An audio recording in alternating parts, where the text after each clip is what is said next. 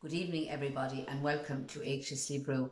For the next 30 to 40 minutes or so, I'd like to share with you some of what I learned about the New Ross to Waterford Railway. I really knew very little about the railway, and when plans were being made in August to remove the rails and the sleepers, I realised that it would be nice to have a little look further into the railway. As a child, the railway to me went from Corrimore across to Rapatrick on one side and to the bridge in Corrimore, Ballarora on the other. So it was very interesting when I got going on it over the last few months. Now, this is only some of what I learned, and I know there's an awful lot more to learn about the railway, but I hope you enjoy it. As we begin our journey on the railway, let me try to put into context what life was like in this area when the railway opened. The year was 1904. It's hard to believe that there was only 58 cars registered for the whole of Ireland. The Waterford News cost a penny. Ireland was under British rule and life expectancy was 48 years. My grandmother, Kathleen Grant, or Katie Den as she was known locally, was 24 years old then, and she lived very close to the Corrimore crossing. Imagine how difficult it was for her to get to Glenmore or Waterford or anywhere. There was only the horse and cart, the bike or Shanksmere. Certainly it was a different time. What progress we have made in the last 100 years. We have our satellite dishes. We can talk and see people on a handheld phone. We can buy things without ever leaving our homes. New motorways are being opened, and the new Rose Fitzgerald Kennedy Bridge in New Ross, which only opened this year in 2020, is 887 metres of a span.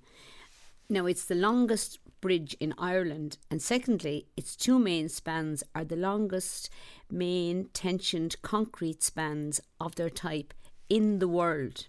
It has made a huge difference to people. Ireland's first railway went from Dublin to Kingstown, or Dunleary as it was known then, and that came into use in 1837. 67 years later, the first train travelled from New Ross to Waterford on the 27th of April 1904. Spirits were really high in Waterford that week as the city was preparing for the visit of King Edward VII and his wife Alexandra on the following Monday.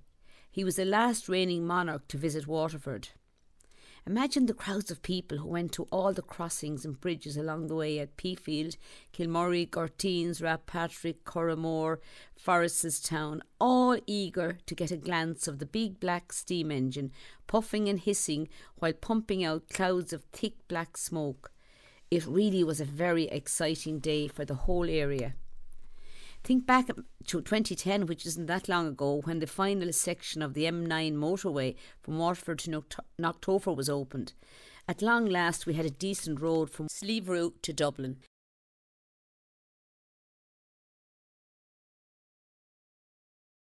It was the same with the new railway in 1904.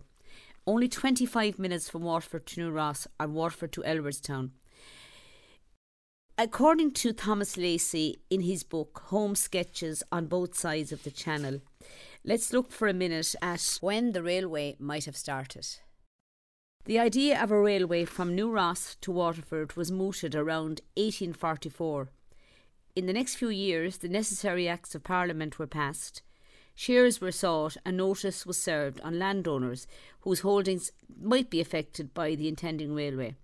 Interviews took place with Mr. Power of Snowhill, Mr. Power of Belview, Mr. Strange of Elwardstown and many others. It was the Waterford, Wicklow, Wexford and Dublin Company who were behind the project. But, like a lot of things, within a few years opposition commenced, the potato crop failed and we had the famine, and railway shares fell. It would be over 40 years before the project came back on track again. Back in the late 80s and the early 90s, Danny Dowling and Paul Grant recorded an interview with Mrs. Burke, former teacher in Ringville School, and her husband, Paddy Burke, who remembers Belview and Snowhill very well. Changes came after the revolution of 1919 and then 1920, and of course that changed everything after that. But in the olden times, a lot of them had quite a nice time. So your father used to... With the old gentry. And what type of people were they, to deal with the old gentry? They were very nice. Good. They were well educated in those days. Yes. And they were refined. And a lot of them had the powers of Belview and the Andersons of Prospect. Yes, They were all good to their tenants. And were they now? They were in those days. You knew Violet now, did you? Oh yes, because apart from that... Was she a small woman or a big woman? She was a good fair-sized woman. I heard that she was a woman of great courage. During the war, she was an ambulance driver, and she used to drive right close to the German lines to pick up the wounded. In World War One. World War One, yes. Yes. She was noted for that. Yes. And she was a fine character. And Paddy, what year would she have left now? Like when they sold out? Oh, she's left a long time. It must be in the 30s, I suppose. Way back in the 30s, nearly 40s, around that time. Well, the place was going down for a good while before then, was it? It was. They were all, everything was changing, Yes. Her brother, I think he owned it, or was it her father? It was her father, and her brother, Jack Pow, Yes. Jack Pow, he married Mrs. Malkinson out in Port Law, you see. Yes. And they ran away together, you see. Yes. And that kind of changed everything. So he never... Miss Violet then that got the place in Snowhill, you see. And were there many acres in Belview now? Oh, there was over 300 acres. Were there? There was. And was there a wood on it, Paddy? Oh, there was woods there, yes. As well. That was divided up by the Land Commission. Yes. And it was bought over by the Land Commission, you see. Yes. And then during the economic war, as they call it, the price of cattle was very bad. Yes. You could buy a calf now for £1. Yes. And you could buy a yearling for about £3, Yes. And it was very hard to make things meet, Yes. in a big place where there was rates and where there was rates and everything to be paid, That's quite true. And then the keeping of a big house. house. A lot of them got broke then, didn't and they? the keeping of a big house, Yes, naturally. and they were used to a big way of living, Pushel O'Gorman, did you ever hear of him? He was in Springfield. Oh, he was down in Springfield. That's right. He was. An MP for Waterford. He was a northern size. He was about. I think he was supposed to be about nearly 20 stone weight. That's right. Yeah. A huge man. I know how they used to manage him. But he was before my time also. Yes. But in his younger days, before he put on all the weight, yes, he was terrible. He was terrible supple. Yes. He was going up, he was big bony, because he had some fella gave him impudence. He asked some fella what was he doing down around the quay. There was O'Gorman's quay down there, They all had their own quays. Yes. And a lot of them rented anyone fiddling around, Yes. And this fella called him some name. He called him an effort and a big so-and-so. Yes. They got O'Gorman down that night, thrown off the court and made for him. And the fella had no place to go, and he out into the river. And out into the river he went. And jumped, and he swam the river, and O'Gorman swam the river after him. But the other fellow was supler, and he got in at that far side, only for that I suppose he drowned him. Yes. He swam the river after him. Imagine that. Right, and that actually happened into the white part of the river. Back to the railway, just a few things to note from the time. Waterford North Station was opened in 1864. Now there was also Bilberry, and there was Manor Street Station for Tramore. The Tramore train was on track since 1853, and in 1887 saw the first link from New Ross to Dublin when Macmine Link was opened, and Rosslare to Waterford opened in 1906.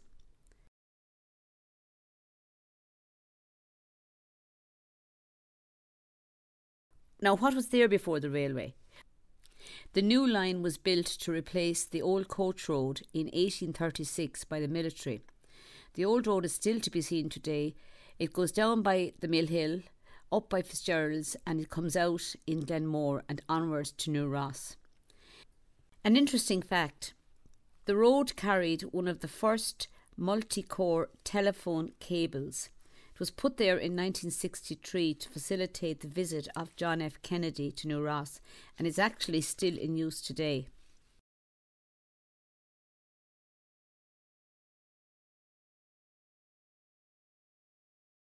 And then came the railway, and soon to be the Greenway. The Greenway will actually begin in the Mount Elliott Tunnel in Ross, which was a huge feat of engineering at the time. That tunnel first opened in 1887 with the railway linking New Ross to Macmine Junction on the Wexford to Dublin line. Actually, 6 men were killed during its construction. Building of tunnels, bridges and cuttings was extremely dangerous but very skillful work. Imagine they had no machinery, no diggers, no cranes, no loaders. All they had was shovels, picks and explosives. The labouring men on the railway were known as navvies and came from all over Ireland and some from England. A number of people from Sliabh Rua and Glenmore worked on the railway. Tramping from job to job, navvies and their families lived in the most appalling conditions, often for years on end, in rough timber and sod huts, walls built of sods, reeds on the roof, a hole for a window and an earthen floor. They slept actually on bags of straw. Imagine the huge influx of people into Sliabh Rua and Glenmore and even Ferrybank over the 5 years which it took to actually build the railway from 1899 to 1904. There are some very interesting facts from the 1901 census on people that stayed in the area. It shows a large number of boarders or lodgers, as they were called, staying in houses in Ballyrowra from all over Ireland. Their occupation was railway labourer. There was 9 in one house. John Kelly was from Kerry, he was a railway ganger. Pat Quinlan from Clare, a railway labourer. James Forvert from Dublin, a labourer. Now Michael Burke in Ballyrowra had 16 lodgers in his house. They were all labourers and they were all single between the age of 25 and 40. In Elwardstown in 1901 there was 21 railway labourers. Steam trains are not very good at climbing hills, so where possible, lines were kept level with no sharp bends, so it would be ideal terrain for a greenway. The impact on the landscape at the time was huge. Fields were divided, there was gated crossings, very deep cuttings, poles and wires were erected. All the railway cottages were linked by a telephone wire, a single wire going along the top of the poles, and that was called the block. It was also used as a safety feature between the station houses. Some of the original pitch pine poles can still be seen today. The railway emerging from the Mount Elliott Tunnel crossed the River Barrow over the Red Bridge and eventually entered the station in New Ross, which is actually in Rossberkin. It's now overgrown and abandoned.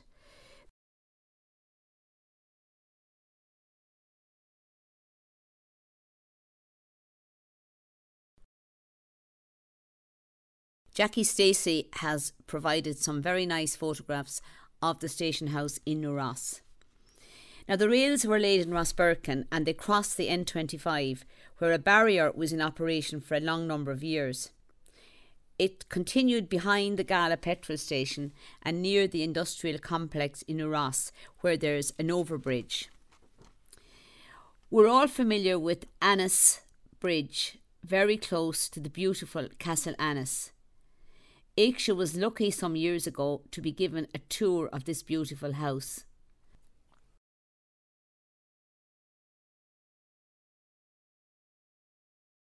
The bridges at Annis and Ballyverneen, they were notorious with truck and coach drivers all over Europe and indeed Ireland.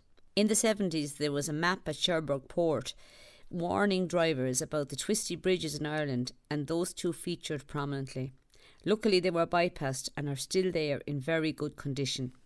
See the very nice bridge in Foreststown and note the stonework on this bridge. Not far away is the County Roads Bridge in Ballyverneen, which was also on the old N25 turning towards the Pink Rock.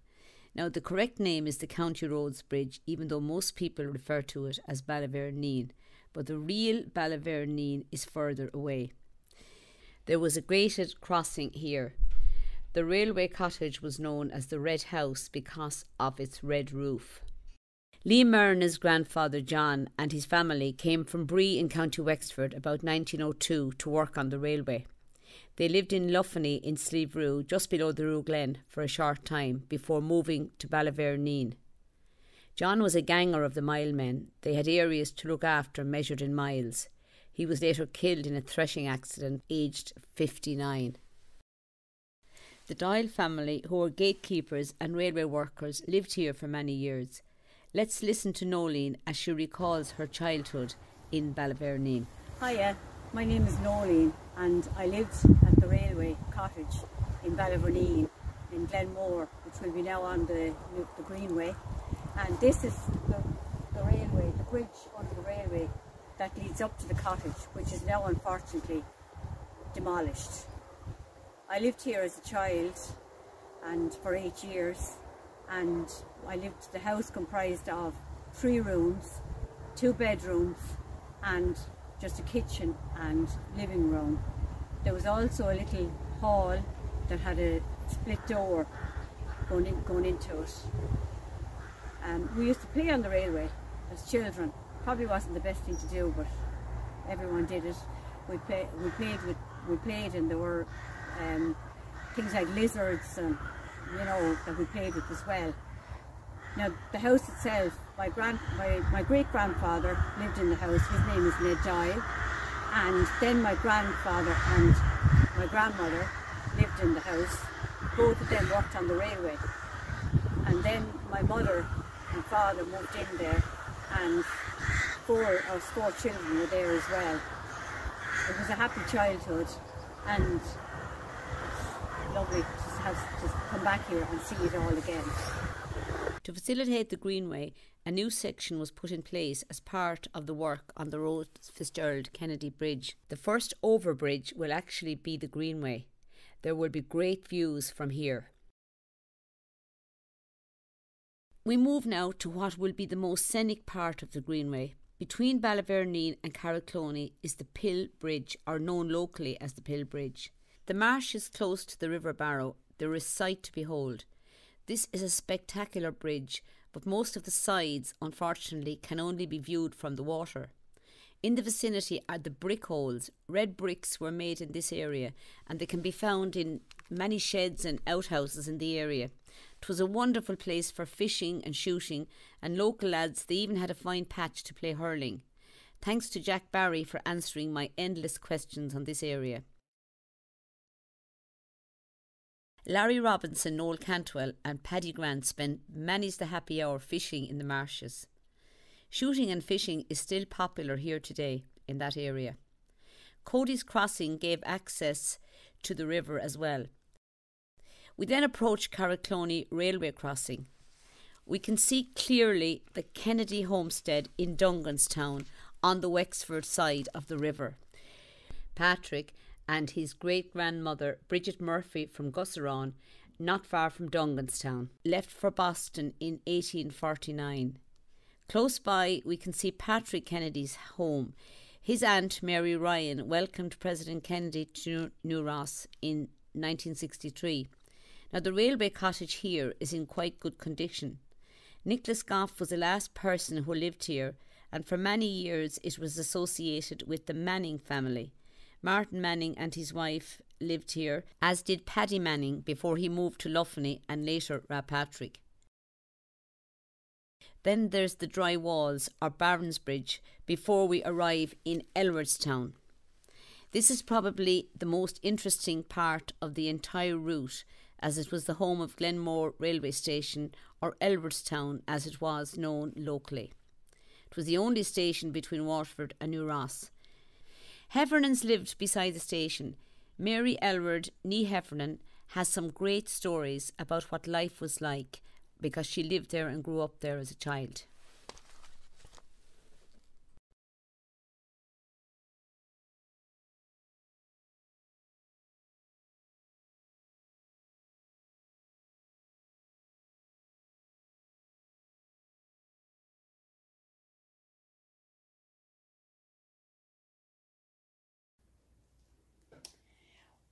I'm Mary Elward.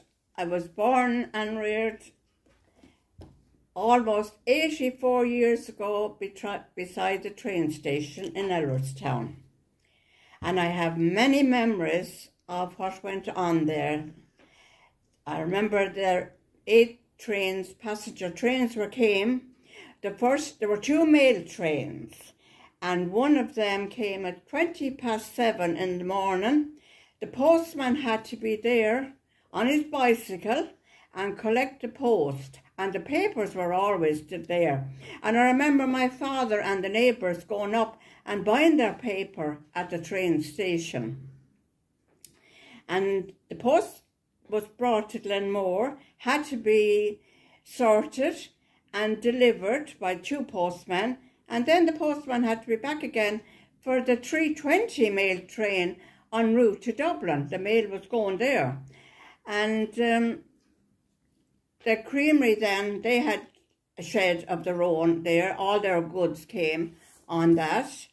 And that was stored there. And they came by horse and cart. And the latter years, they came with lorries. And then there I saw the wagons a beat going, turf. And there was cattle were unloaded on the loading bank in Edwardstown. And the creamery had, what came there was big sacks of flour that used to come, and fertiliser was another they had. And so that was that part of it. And in 1954, we went to Knock on a steam engine, and we left Edwardstown station at 2 o'clock in the morning and went to Knock. And we were back the following morning, and it rained all day while we were in Knock, and we were hungry and wet coming home out of it. And let me tell you, there was no heating on the trains in them. There was a big long carriage in it, and we were lying on them and falling asleep and hungry. But anyway, we got through that anyway. But that early morning, the knock came on our door about 1:30, and it was John Ryan. He was after cycling from Belfast, and he was going to Knock, and he couldn't find the train station. So he came in, and we had a cup of tea, and we hit for Knock. But we could have had a big casualty that morning, and in the dark, when 2 ladies rode in their bicycles and fell down on the railway line. And they got up as if nothing happened, and we hit for Knock. And they prayed all day. So anyway, that was another memory of mine is my father putting all our boots and shoes, there were no fancy ones that time, and Mikey Dalton was living in Scortnamore Railway House, and he worked on the railway, but he was also our local cobbler. And Ned Roach, he walked the railway line. He had to hit in the pegs that were under the rails because they would loosen, and he took up our boots and our shoes, and he also brought them back to us when they were ready. So they were great times, that's it. And look, they're all dead and gone now.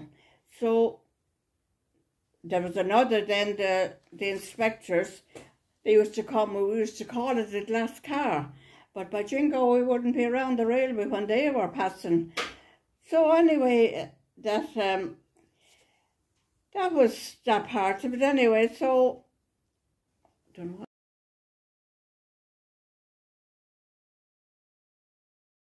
Well, the 15th of August was a great day, and when the trains came to Edwardstown station, it used to be packed with people.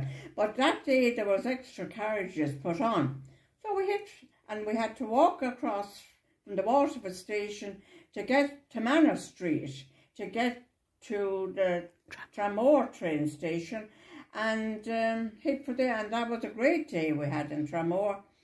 And people cycled to Edwardstown station to go to matches, the GA matches in Croke Park, and from all parts of the parish they used to come. And that, well, people went to it was called the Spring Show, and to Dublin. So they were great times, like, you know, people going on the train station. And the Edwardstown station would be packed when the train had come from New Ross to get in on the train for Tramore. So that okay. Thank you, Mary, for that. And we here have a photograph of the actual ticket that was used the day the station house opened. It goes from Elwoodstown into Waterford, and it has the time. It doesn't really have all the prices on it, but again, it's lovely to have it. Now, the station master's house is now a private house. However, the station building was actually dismantled by the Malone family and brought by tractor to Ballinlaw in Sliabh Rua around 1977. It's in great condition, and James Malone now uses it as his workshop. 116 years later, imagine. And if you look from today at the building, it has a parcel store, a gents waiting room, a ticket office, a ladies waiting room, and in the ladies waiting room you had inside toilets, but the men's waiting room they had outside toilets, and also they even had a bicycle shed. The actual fascia, the decorative fascia board, is made of pitch pine and is really amazingly good condition today. Now, James also has a ticket machine. Notice the photograph of the ticket machine. It has a tiny little brass plate on the inside, and that has the number of that particular station. Passenger trains ceased in 1963 in March. Now, we've a great photograph here from Jackie Welsh in Glenmore Memories of the last passengers to get on in Elwoodstown. I don't have the list of their names, but I know Alice Kerwin is on the left, and Martin Connolly, the musician, his father is actually on the right. I'm sure some people probably know others in this photograph, which would be lovely to find their names. Alice Cass was the last station master, and she left in 1965. Jack Barry remembers as a youngster, he actually remembers 22 trains passing in one day. Now, that would be at the height of the season. And Mary O'Donovan as well, she used to go from, when she lived in Ferrybank, she used the train to travel to Glenmore to see her mother and brought the children on the train. And again, it was really handy at the time.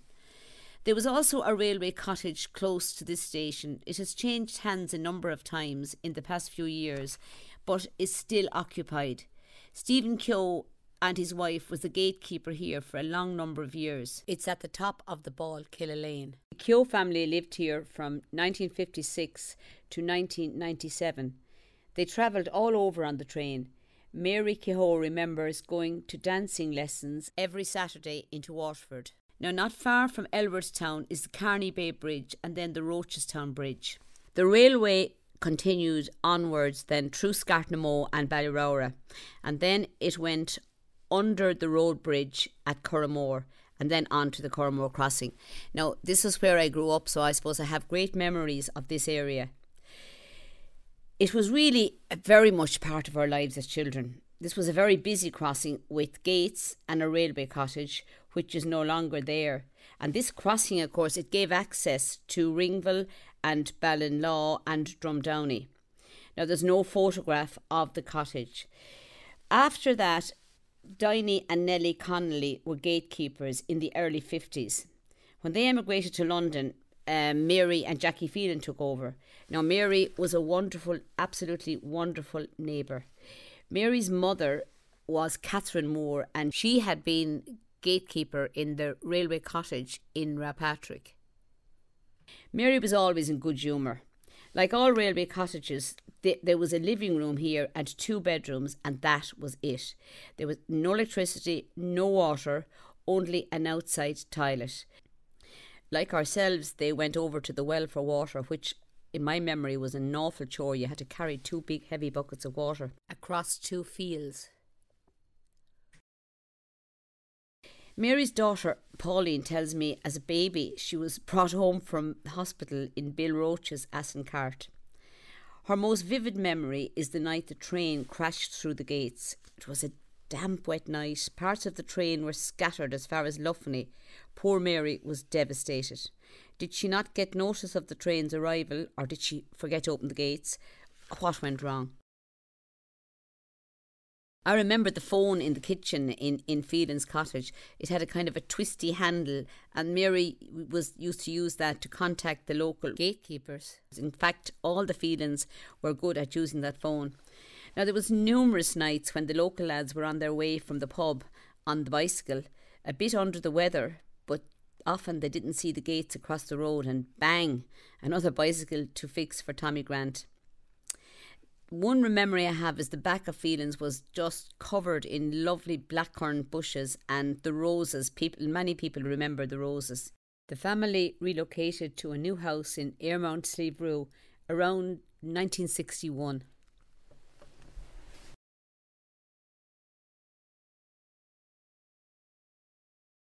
Jimmy Fitzgerald was the next gatekeeper. He was only there for a short while, but he was followed by his brother Tom, and Tom was definitely a well-known character on the railway. And the railway closed after that, so Tom was the last gatekeeper. I know on the occasions when Tom was missing, and that was quite often, the train would blow and blow and blow, and my mother eventually would go down and open the gates for the driver. Now, after a while then, the driver started opening the gates on their own when the gatekeeper was missing. There was more to the gatekeeper's job than just opening and closing the gates. They also had to ensure the signal lamp was always lighting and full of paraffin. When a train was delayed, it caused queues of traffic to build up at the gates, and that proved very inconvenient for people on their way to work, and indeed for the unfortunate gatekeeper who had to listen to all the complaints. The railway gates in Curramore, we had great fun. We get a spin on the gates, walk on the rails, put a coin on the rails and wait for the train to flatten it. And of course we loved waving to the driver, and the drivers were wonderful at that stage. They always waved. And of course, if there was trains passing with large crowds going to matches or wherever, we loved watching them all passing. There is a wonderful view of Carrignora Rock from the railway along by Curramore. The original cross there was made of wood and it was blessed in the Holy Year in 1950. It was replaced in 75 by a steel and concrete structure. It will be a notable landmark on the new Greenway.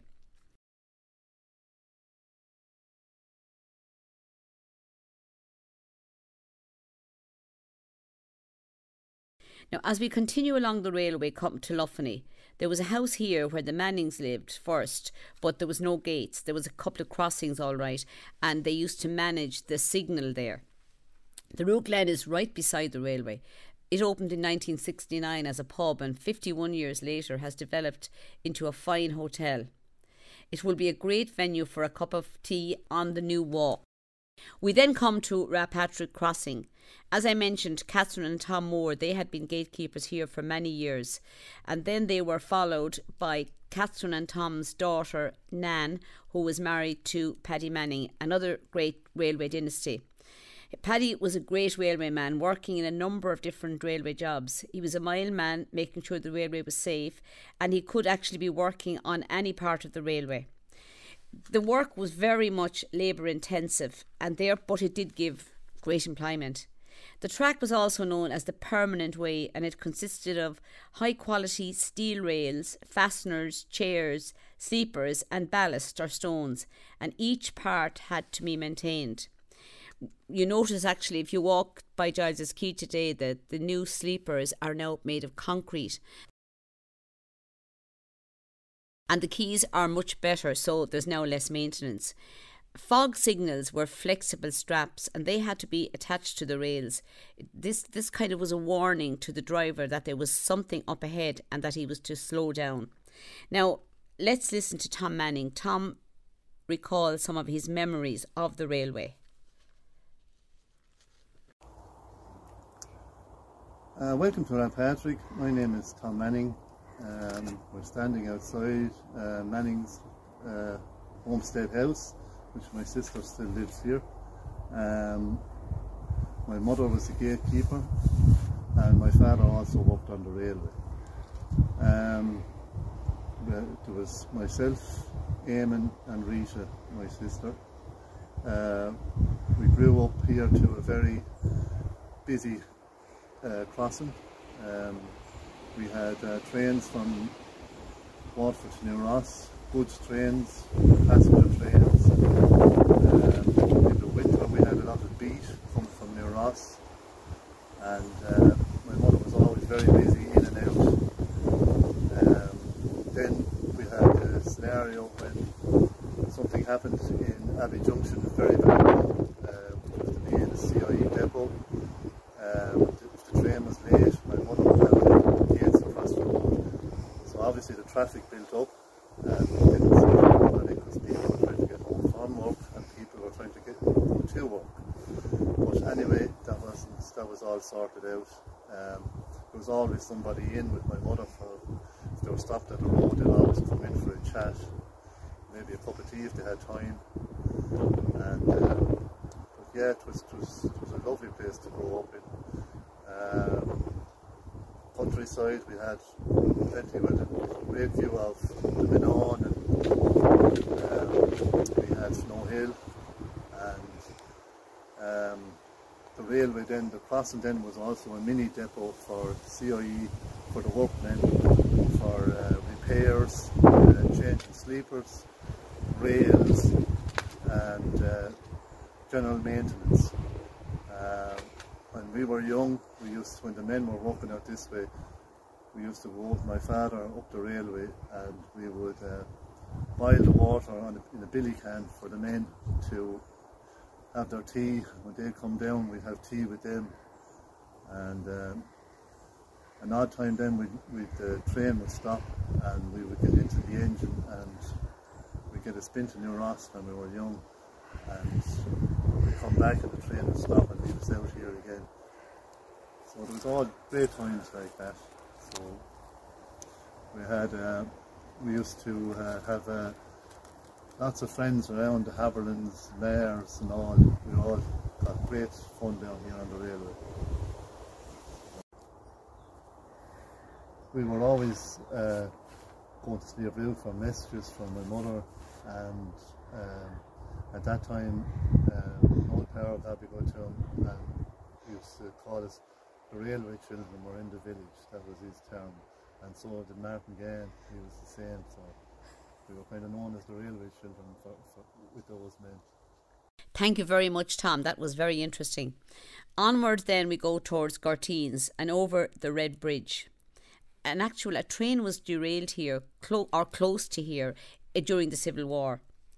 And then a new bridge had to be erected over the railway when the Port Road, or the N29, was built. The railway is actually closer to Sliabh Rua than we think. So hopefully there'll be some sort of a link that people can get on the railway, on the Greenway at that point. According to Mick Forrestal, who lives in Kilmurry all his life beside the railway, he remembers well waiting for the steam train to pass under the bridge. He also remembers two well-known brothers who later moved from Kilmurry to Sliabh Rua and New Jersey, running across the wall while the train was passing. Just imagine it. Next comes the bridge at Kilmurry, and then the railway continues under a bridge at Peafield and onwards through Rathcollaheen and Abbeylands. The last overbridge is here close to the funeral parlour in Abbey Road. The railway actually passes very close to the Abbey Church and ends at Abbey Junction, close to where the railway comes in from the Barrow Bridge and Giles's Quay.